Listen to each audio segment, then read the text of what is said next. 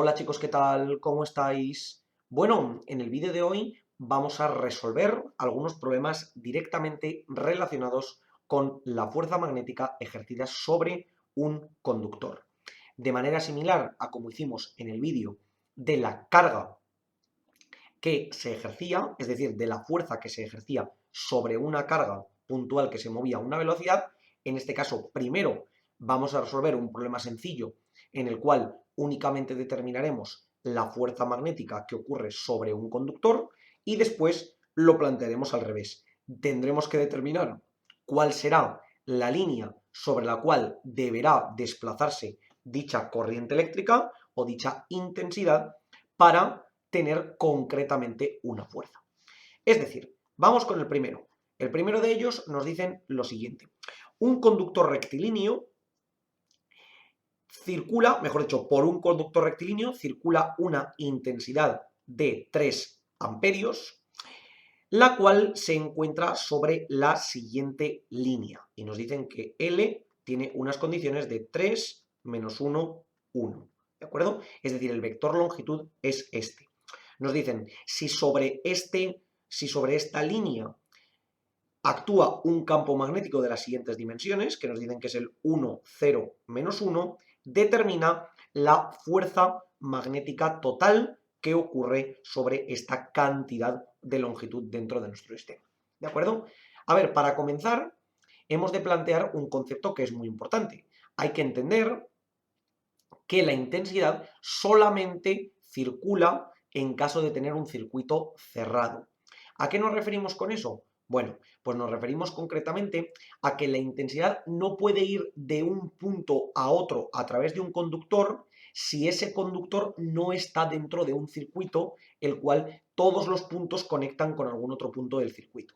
¿De acuerdo? Es decir, yo no puedo como tal determinar la intensidad de un punto a otro si esos dos puntos no son exactamente el mismo. ¿Vale? Necesito que el circuito esté cerrado para que de esa manera la intensidad circule. Sin embargo, aquí lo que se suele determinar es una corriente, o mejor dicho, una línea de corriente teóricamente infinita, o que mejor dicho, que en un punto lo suficientemente alejado daría la vuelta y reconectaría con el circuito, de tal modo que podemos determinar puntualmente la fuerza sobre un estado o sobre un trozo de la línea.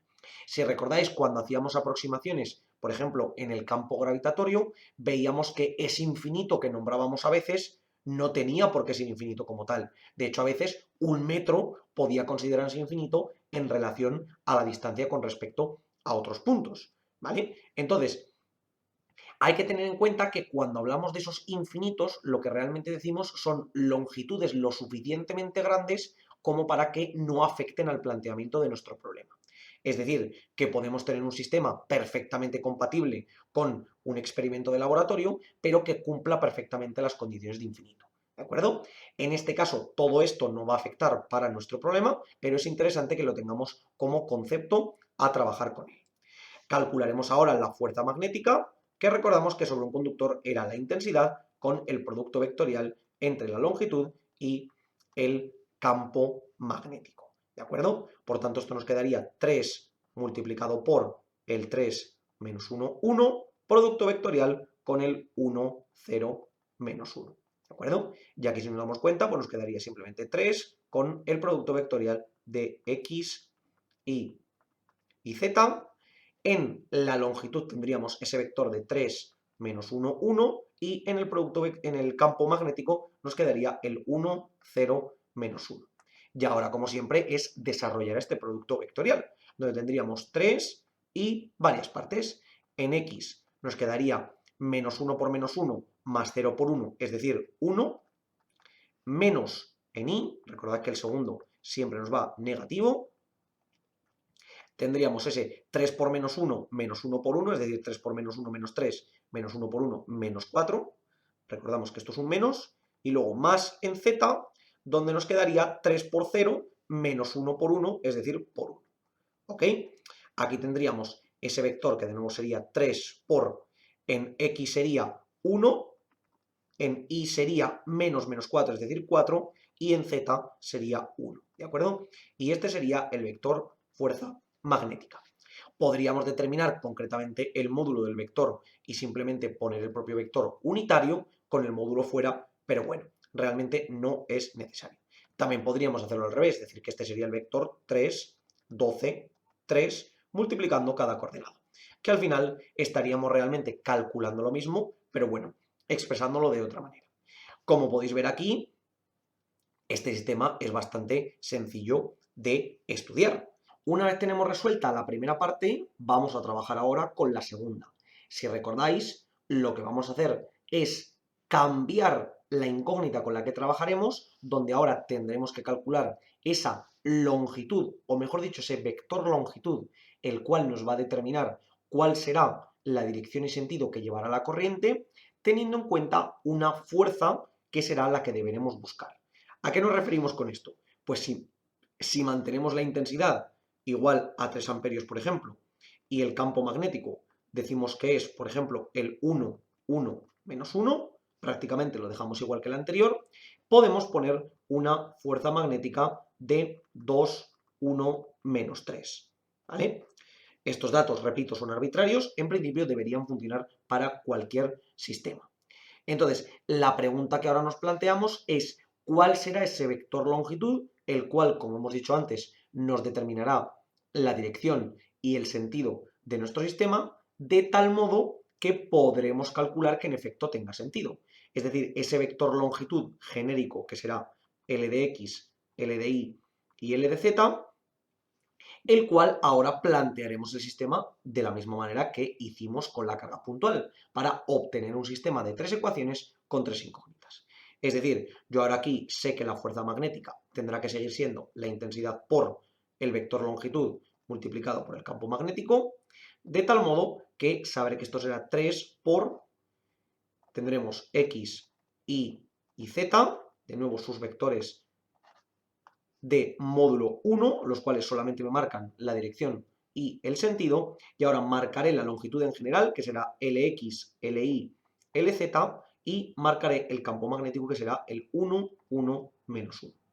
De esta manera, automáticamente, tendré que será 3 por, y sacaré el producto vectorial que tendré que ir desarrollando poco a poco.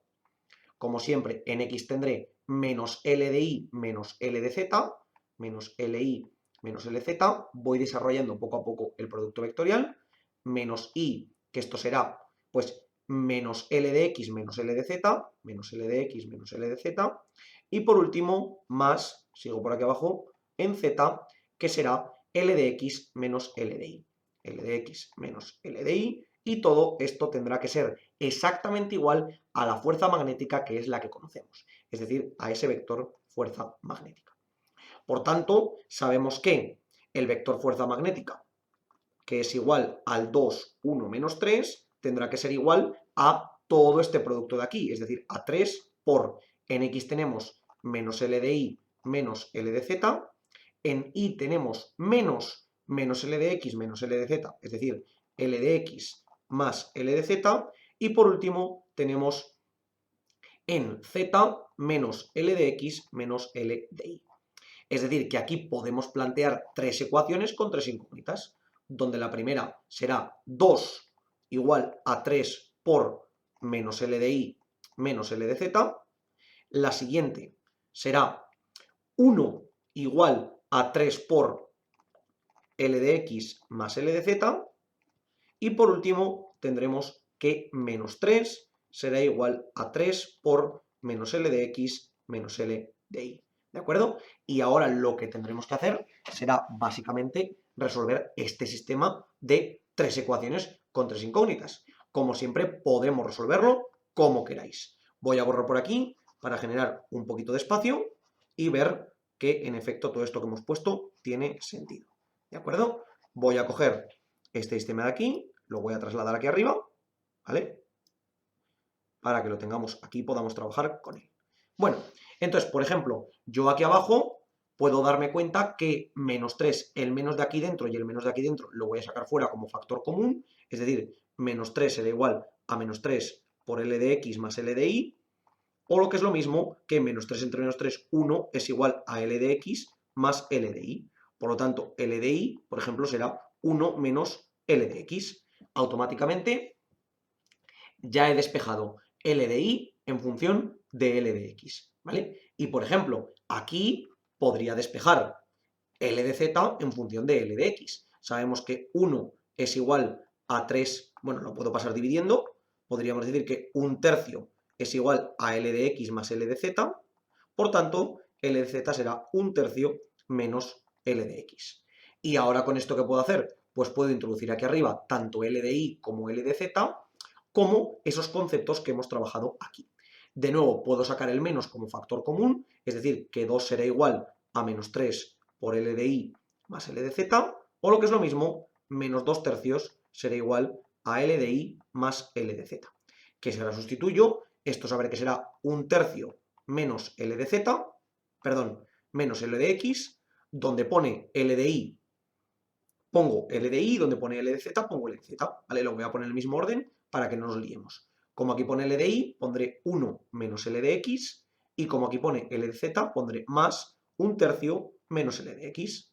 Es decir, que aquí lo que tendré será menos 2/3 igual a 1 menos L de X más 1/3 menos L de X, ¿vale? Por tanto, todos los valores pasan restando a la izquierda, menos 2/3 menos 1 menos 1/3 es igual a menos 2 L de X, ¿vale? Si os fijáis, aquí tengo menos 2/3 menos 1/3, es decir, menos 3/3, menos 3/3 es lo mismo que menos 1, y menos 1 menos 1 es menos 2. Menos 2 igual a menos 2 L de X, o lo que es lo mismo, menos 2 entre menos 2 igual a 1 igual a L de X, ¿ok? Por tanto, ya sabré que L de X tiene que ser igual a 1. Vamos ahora a determinar cuánto valen el resto de valores, los cuales los puedo ver claramente aquí. Tendré 1/3 menos 1, es decir, menos 2/3. L de Y será menos 2/3. Y por último, L de Z, perdón, esto he dicho que era L de Y, esto era L de Z, ¿vale? Que lo he calculado mal. Aquí, si os dais cuenta, tenemos L de Z igual a 1 menos, perdón, a 1/3 menos L de X. Y aquí, por último, sí que será L de Y, que esto será 1 menos 1, es decir, 0. Por tanto, L de Y será 0. Por lo que podríamos decir que nuestro vector longitud será simplemente el vector 1, 0, menos 2/3. ¿De acuerdo? Si no nos hemos equivocado a la hora de resolver este sistema de ecuaciones, automáticamente lo que habremos obtenido será, y lo podríamos comprobar, que con los datos iniciales que nos daban, que ya los hemos borrado, podríamos ver que ese producto entre la intensidad como parte del módulo por el producto vectorial entre la longitud y el campo magnético nos daría concretamente esa fuerza magnética. Como siempre os digo, chicos, por favor, cualquier duda, cuestión o pregunta que tengáis, dejadlo en los comentarios y nosotros la intentaremos resolver. Por lo demás, muchísimas gracias por ver el vídeo, espero que os haya servido y que vaya bien.